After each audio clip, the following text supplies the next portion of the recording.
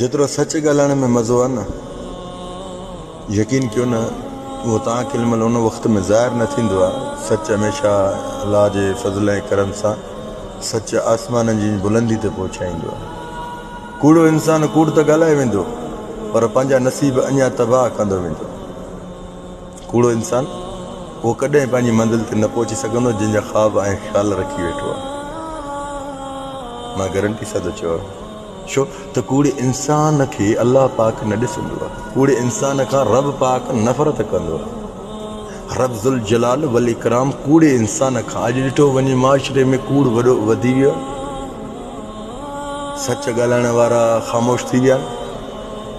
जीअं सच ॻाल्हाइण वारनि खे बि अॻिलनि कूड़ ते लाथो आहे, त उहे बि हिकिड़ा मन उन कूड़ खे ईअं सम्झी वेठा आहिनि ॼण सभु कुझु इहो आहे। सच खे क़ाइमु कयो, तव्हांखे सुकून मिलंदो। सच खे क़ाइमु कयो, तव्हांखे राहत ऐं बाक़ायत जेके तव्हांजी महिल बेचैनी आहे न, इहा बि ख़तमु थी वेंदी।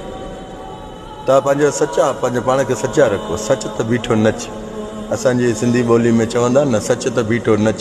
इहो छो चवंदा आहिनि? वाक़ई सच में एतिरो मज़ो आहे जो अल्हम्दुलिल्लाह उहो वक़्तु जॾहिं इंसान जे मथां ईंदो आहे त बाक़ायत उनखे ख़बर पवंदी आहे सच छा हुयो, कूड़ छा हुयो।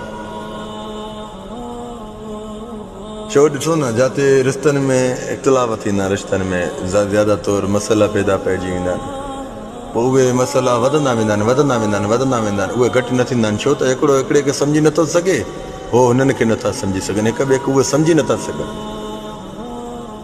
हाणे सम्झी इहे छो नथा सघनि? छो त इन्हनि जे अंदर में कूड़ जी खोट विधल।